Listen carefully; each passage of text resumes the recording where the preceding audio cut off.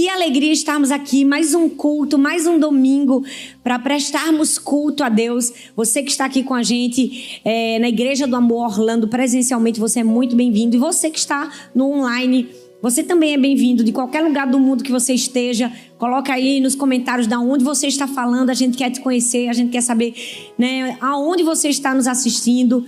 Fica aí, eu tenho certeza que Deus tem uma palavra muito forte para falar ao seu coração, amém? Vamos orar. Senhor, muito obrigada, Pai. Muito obrigada por estarmos aqui, Senhor. Nós te damos todo o crédito a isso. Nós viemos aqui porque foi o Senhor que nos atraiu. E nós queremos te dizer, nós te amamos, Senhor. Nós te desejamos, nós queremos ouvir a tua voz. Fala conosco, que essa seja uma manhã de encorajamento, que essa seja uma manhã de fé, de novo ânimo, de novas forças, de novo vigor. Que essa seja uma manhã, Senhor, em que o Senhor vai nos levantar para continuarmos a nossa caminhada e para chegarmos ao nosso destino profético em Deus. Que cada vida que está nos assistindo, que cada pessoa que está aqui presencialmente seja tocada pelo teu Espírito Santo. Que todos nós possamos sentir a tua presença, o teu toque, a tua voz falando de maneira singular, única, pessoal, com cada um de nós. Nós te oramos e nós te agradecemos no nome de Jesus. Amém, amém e amém. Aleluia. Glória a Deus.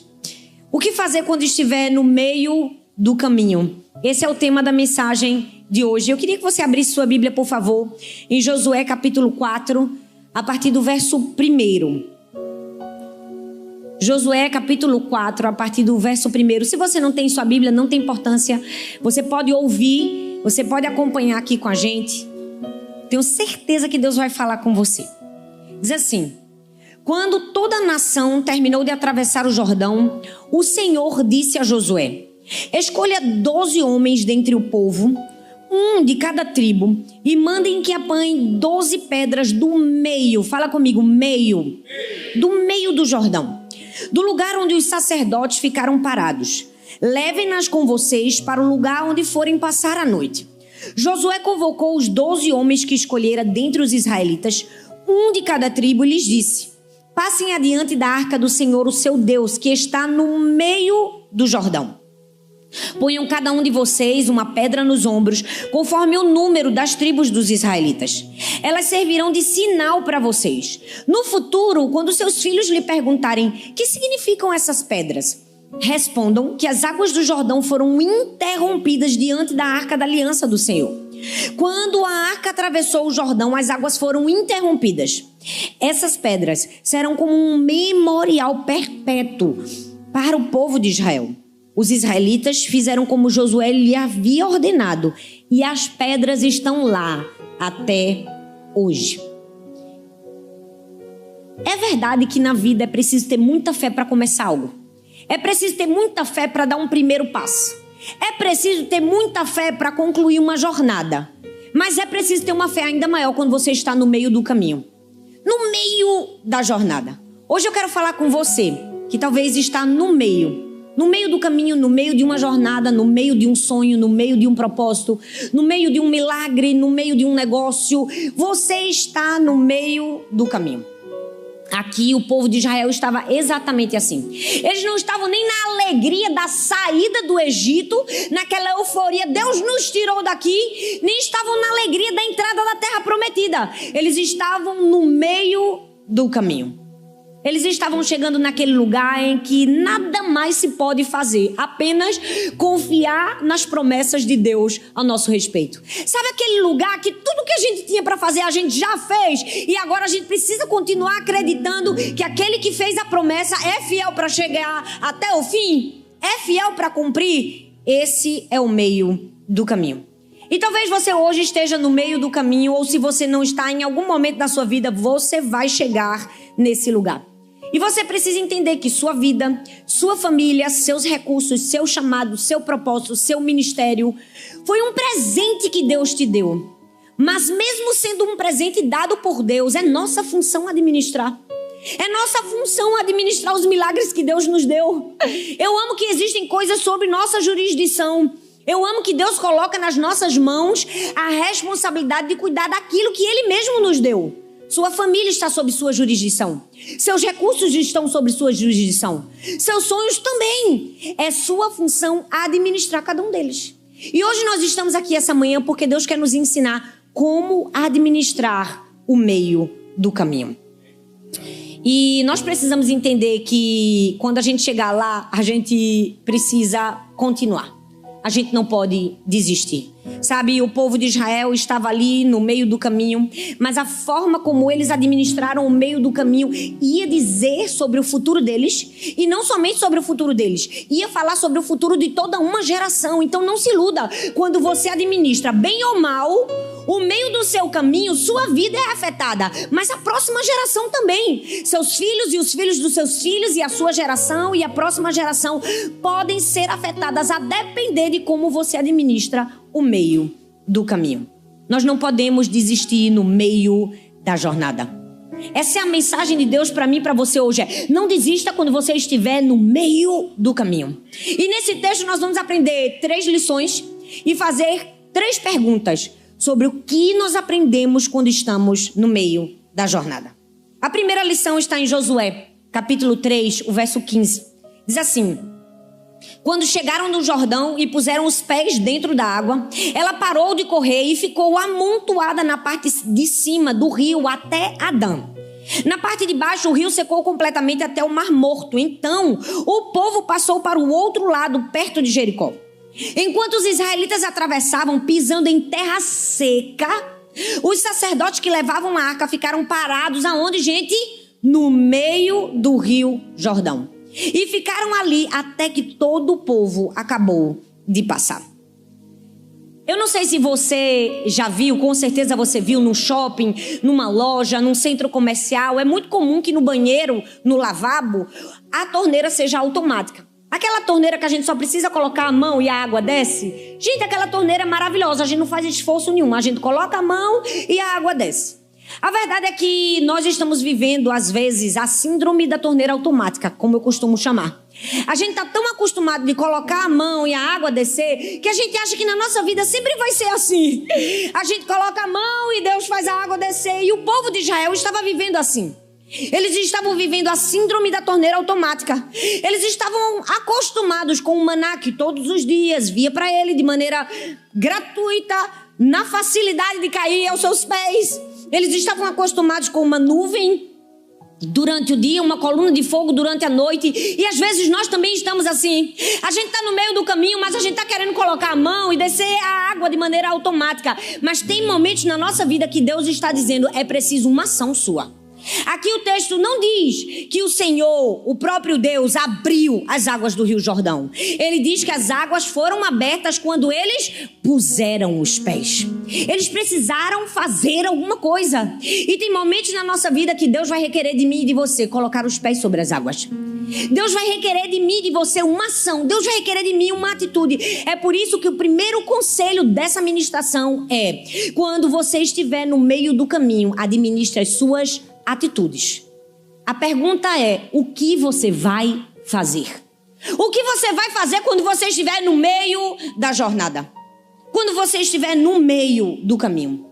A verdade é que o rio, no meio estavam todos os sacerdotes, o rio parou de fluir. Mas é preciso ter uma fé muito grande para ficar no meio de um rio quando não se sabe qual vai ser o momento que as águas vão voltar a fluir. Eles estavam ali no meio enquanto passavam, era uma ordenança de Deus, mas não se sabia, a qualquer momento aquelas águas poderiam se baixar. E era preciso uma fé muito grande para continuar. É verdade, gente, o meio do caminho não é o lugar mais confortável. Não, o meio do caminho não é o cenário mais bonito, não é a melhor perspectiva. O meio do caminho pode ser o lugar onde o desânimo vai tentar te pegar. No meio do caminho, talvez você vai estar cansado, fadigado. No meio do caminho, quem sabe? Aquelas pessoas que você acreditou tanto, investiu tanto, vão se cansar, vão desistir, vão jogar a toalha e você vai ficar só no meio do caminho. Talvez o meio do caminho vai ser o lugar onde aquela pessoa que você amava tanto te traiu. No meio do caminho você vai se sentir frustrado, cansado, fadigado. No meio do caminho você não consegue enxergar a terra prometida à sua frente. E você vai precisar de uma fé maior para perseverar, para continuar fazendo o que é preciso ser feito no meio do caminho. Sabe por quê? Porque o meio do caminho não pode nos parar. Não pode nos paralisar. Nós somos o tipo de pessoas que continuam fazendo, que continuam agindo, que tem boas atitudes no meio do caminho. Eu amo a história de Davi, porque enquanto Saul deixou o gigante zombar do povo durante 40 dias e não fez nada, Davi, na hora que chegou, tomou uma atitude. E é esse tipo de atitude que Deus está esperando de mim e de você. Você precisa ser o tipo de gente que faz. Você precisa administrar bem as suas atitudes. A gente não pode parar no meio do caminho. Eu me lembro que quando Sara era bem pequenininha, ela devia ter uns 5 anos de idade, ela queria aprender a andar de bicicleta sem rodinhas. E eu me lembro que eu ia à igreja lá em Paulista, a Igreja do Amor, em Pernambuco. E a igreja lá é muito grande, ela tem uma pista grande assim de carros. E eu me lembro que eu ia durante o dia fazer atendimentos, eu e Arthur, aconselhamento. E às vezes eu levava ela e levava a bicicleta, porque era mais fácil dela aprender. E ela ficava tentando andar de bicicleta. E uma vez tinha um menino lá, um adolescente, um rapazinho de 16 anos. E aí ela pediu àquele menino que ajudasse. E ela era bem pequenininha, ela tinha 5 anos. E quando você está aprendendo a andar de bicicleta, né, gente, sem a rodinha, tem que ter alguém segurando o banquinho. Tem que ter alguém te dando aquela força para você não desequilibrar. E aquele menino ficou ali por tempos e tempos e tempos. Quando ele já não aguentava mais, ele disse: Sarinha, vamos descansar, Sarinha. Ô, Sarinha.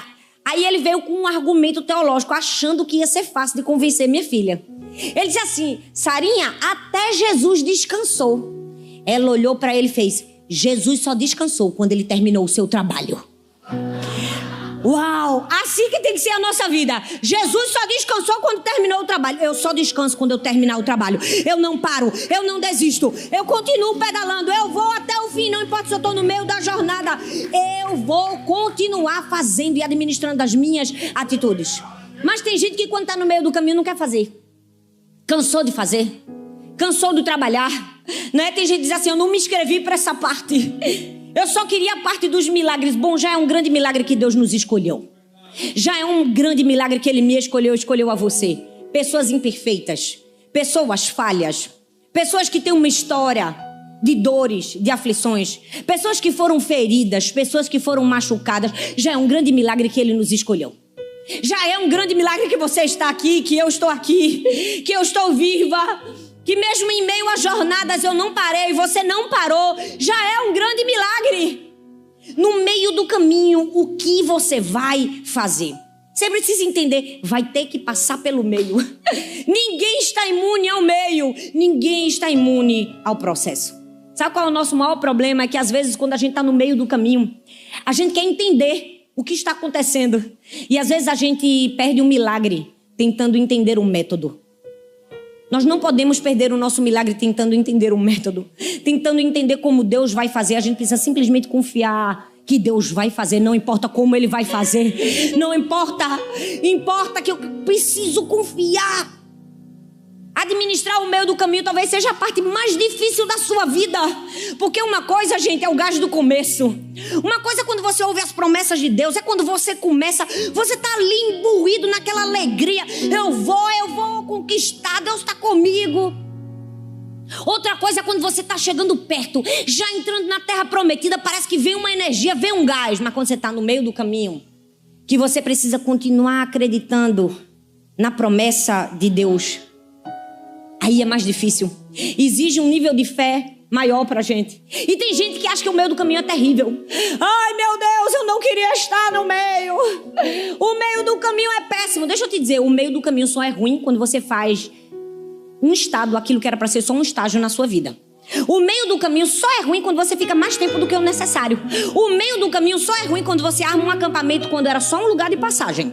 Mas se você entender que o meio do caminho é um lugar de passagem, necessário, vai ser importante, fundamental no seu processo de crescimento e de amadurecimento, você entende que ele não é ruim. Você entende que ele faz parte da sua jornada. O meio do caminho é fundamental na minha vida e na sua. O meio do caminho é aquele momento em que Deus aperta um pause na nossa história. Já viu? Você está assistindo um filme, dá um pause? Pronto, o meio do caminho é esse pause de Deus. Quando Ele dá um pause e começa a trabalhar algo na gente, Ele vai tratando no nosso coração, Ele vai nos moldando, Ele vai nos capacitando, Ele vai cortando as arestas. O meio do caminho é muito necessário. Eu me lembro que uma vez eu ouvi uma Uma moça no fim do culto que me procurou, às vezes acontece de uma pessoa vir e falar e contar um testemunho. E aquela moça começou a compartilhar e dizer que uma ministração específica que eu tinha pregado tinha mudado a vida dela. E ela contou: pastora, essa ministração foi um divisor de águas na minha vida. Eu nunca mais fui a mesma pessoa. E à medida que ela contava, eu pensava: que loucura, meu Deus. Aquela ministração foi péssima para mim, eu pensava. Foi no meu pior dia, no meu pior momento. Eu nem sabia direito o que eu estava falando. Eu estava com o meu coração tão aflito. Eu pensei: ela está tendo uma experiência completamente diferente da que eu tive quando estava aqui ministrando. E foi aí que Deus falou comigo que Deus nos usa até na nossa vulnerabilidade, até no nosso meio do caminho. Sabe por quê? Porque Deus pode usar o seu meio do caminho para destravar o começo de alguém. Deus pode usar o meio do seu processo, o meio da sua jornada para dar início à história de alguém. Deus não perde tempo, Deus não perde oportunidades. Você imagina se Deus escolhesse nos usar só quando a gente está no começo, no gás, na energia, ou só quando a gente está no fim? Seria muito tempo desperdiçado. Deus nos usa em cada estação da nossa vida, até nas mais difíceis, até quando a gente diz: eu me sinto incapaz. Deus nos usa na nossa incapacidade. Eu estou cansado, Deus nos usa no nosso cansaço. Eu me sinto frágil, Deus nos usa na nossa fragilidade. Talvez você esteja pensando: não tem nada para eu frutificar no meio do meu caminho. Tem. No meio do seu caminho você pode fazer alguma coisa.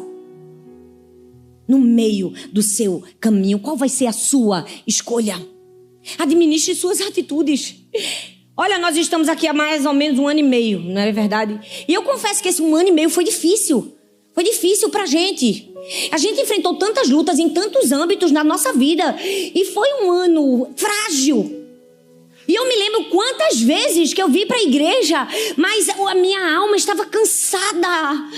Eu me levantei e eu busquei forças no Senhor e vim. Nunca faltei um culto.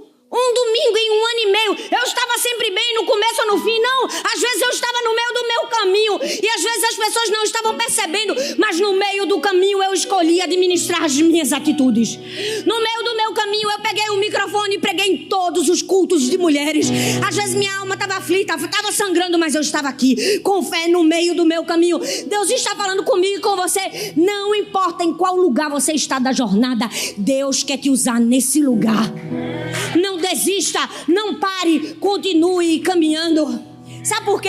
Deus não desperdiça nada na nossa vida. Eu gosto de dizer: se Deus é capaz de transformar maldição em bênção, o que Ele não é capaz de fazer através de mim e de você? Na nossa vulnerabilidade, na nossa fraqueza, Ele usa o meio do nosso caminho para nos ensinar, para nos moldar, para nos encher mais do seu espírito, para nos capacitar, para nos dar um novo fôlego, um novo ânimo.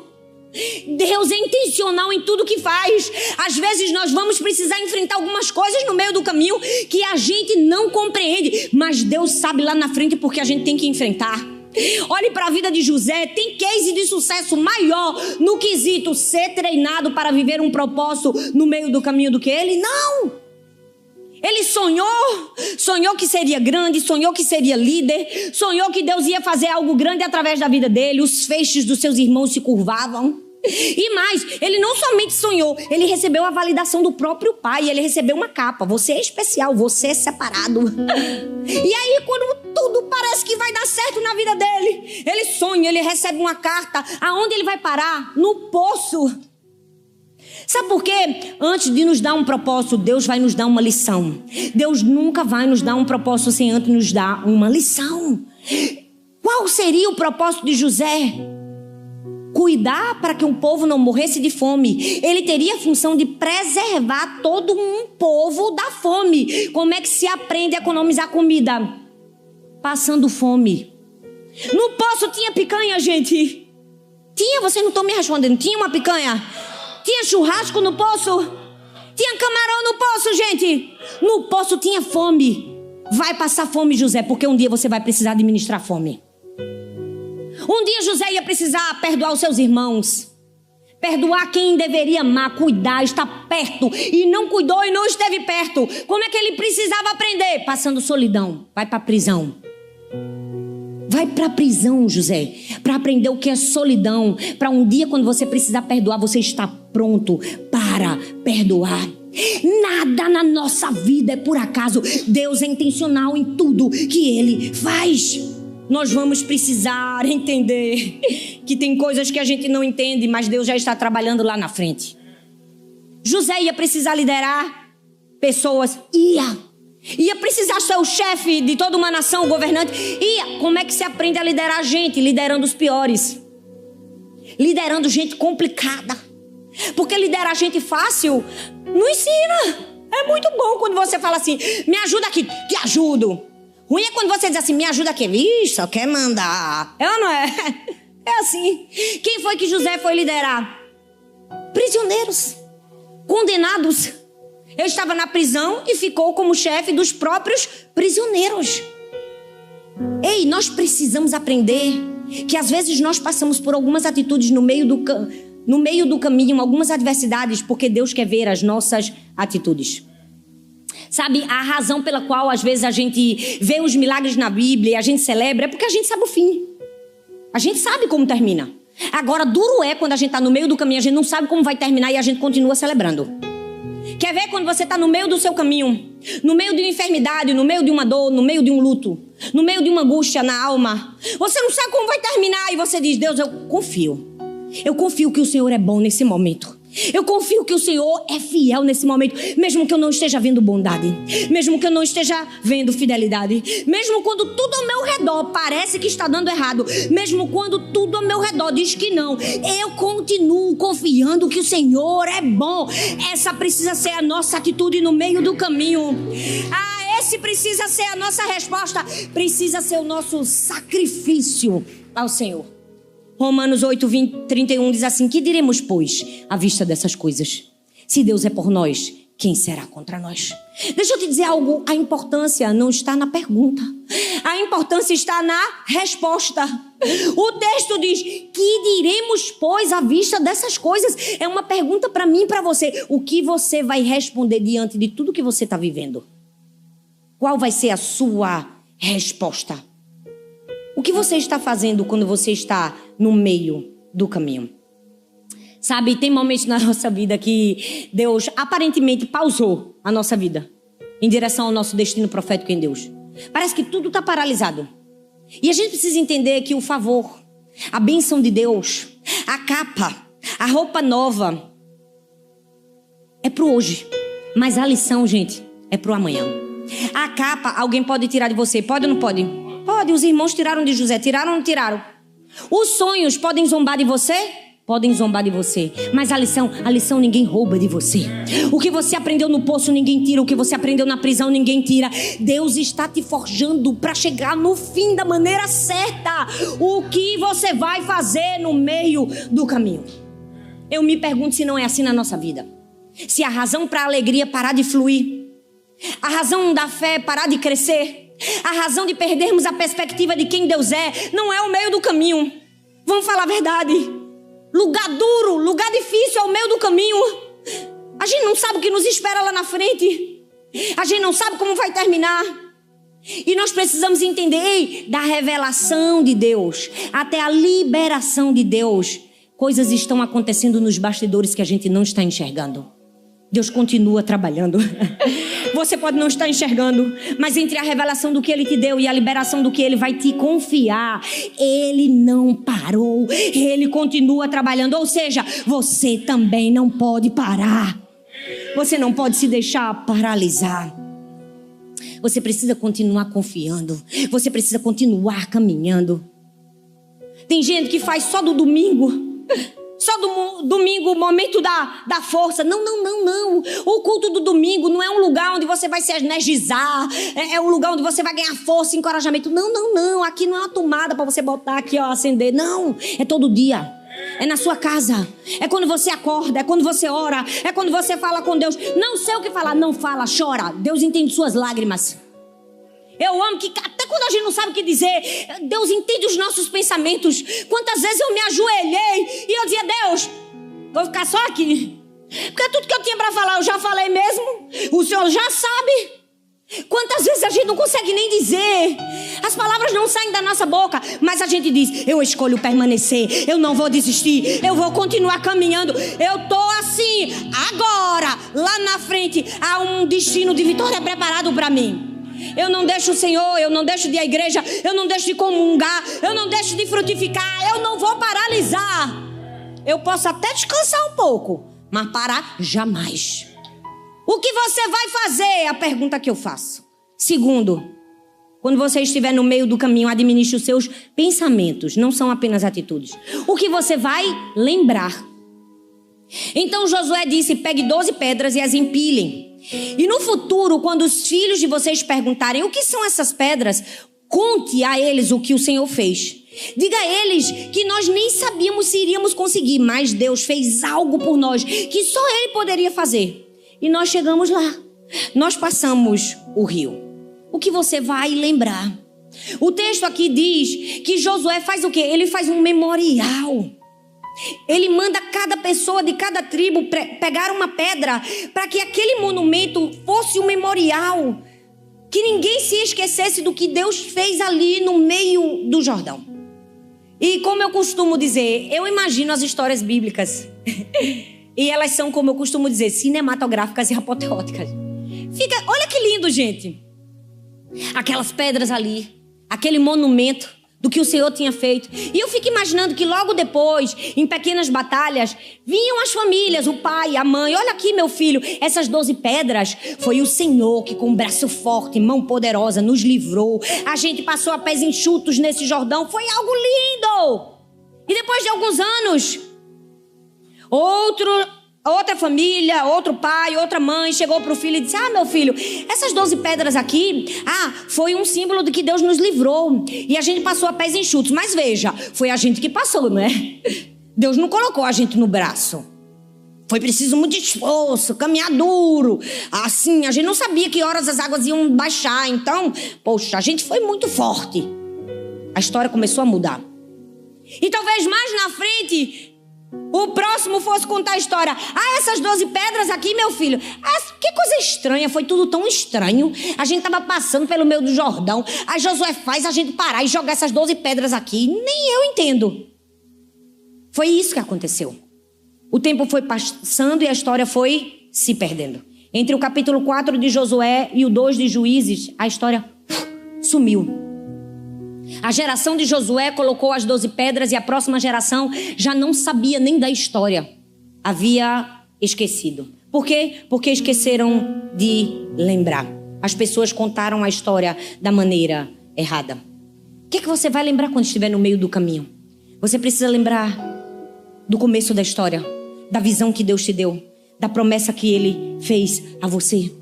Eu amo a história de Davi, porque mesmo apesar de todas as suas falhas, ele sempre soube creditar cada vitória ao Senhor. Ele matou um urso, um leão, um gigante, e ele sempre disse: foi o Senhor dos exércitos, foi a boa mão de graça do Senhor. A minha pergunta para mim e para você hoje é: você pode fazer o mesmo? Você pode bater a mão no seu peito e dizer: foi o Senhor quem fez? Olha para minha história. Teve um momento que eu estava no meio do caminho, mas o Senhor... É assim que nós precisamos agir. Quem é que você vai se lembrar quando você estiver no meio do caminho? Você pode olhar para mim, você pode ouvir meu testemunho, você pode ouvir minha história, você pode escutar a minha voz, você pode olhar para mim, você pode ver o que Deus fez na minha família, o que Deus fez no meu ministério. Você pode ser tocado, você pode ser abençoado, você pode me ver, mas é Deus que você sente, porque é Deus que faz. É Deus quem faz. E é assim na minha vida e na sua. Nós somos um sinal do milagre de Deus, mas é Deus que precisa receber a glória. O que você vai lembrar? Você não pode se esquecer. Esses dias eu estava conversando com o Arthur. Nós estamos num grande desafio. Todo começo de igreja é desafio. Ser pastor não é tão simples assim. Não é preparar um sermão num domingo e vir aqui pregar. Queria só que fosse só isso. Mas são tantas expressões. Imagina, milhares de pessoas, várias igrejas, 10. Se qualquer coisa dá errado, é a gente que responde. E a gente gente estava orando, Deus faz um milagre, Deus, a gente está com 2 aluguéis, Deus, a igreja no começo, Deus é pequeno. E a gente fica assim, naquela pressão. E em momentos de pressão, quando o negócio está bem assim no limite, a gente vai dizer o que você vai se lembrar. É aí que a gente precisa pensar. A gente tem que se lembrar do começo, da fidelidade, da bondade de Deus, que nunca nos desamparou, que nunca nos deixou. Eu disse, vamos lembrar quando só tinham 7 pessoas. Vamos lembrar quando todos os sábados a gente passava o sábado o dia inteirinho evangelizando, subindo prédio por prédio, porque não tinha elevador, eram 4 andares, porta por porta, convidando as pessoas para ir pro culto. A gente passava o sábado todinho, batia não sei quantos prédios, chegava no domingo, não ia um. Não tinha ninguém, a gente pensava, rapaz, não teve uma pessoa que teve pena da gente, que subiu essas escadas e não fez uma visita para a igreja. A gente precisa se lembrar, foi o que eu disse a Arthur, de quantas vezes a gente orou pedindo a Deus que pessoas viessem. De quantas vezes a gente disse assim, Deus, manda uma bateria, manda um violão. Deus nunca nos deixou, nunca nos desamparou. Se você estiver no meio do caminho, eu te encorajo a se lembrar de quem Deus é na sua vida, do que Ele já fez por você. Você é um milagre, tenha cuidado, não se esqueça, sua amnésia pode te destruir. Sabe por quê? Porque quando a gente se esquece, a gente não valoriza. Quando a gente se esquece, a gente não valoriza. E quando a gente não valoriza, a gente não agradece. E quando a gente não agradece, a gente não acredita a honra quem deveria receber. Não se esqueça.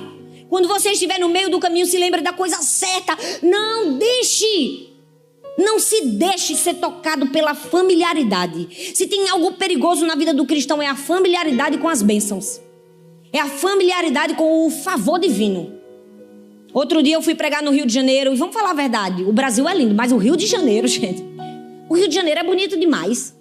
E eu tava no táxi. Aí, tem carioca aqui. E aí eu estava no táxi.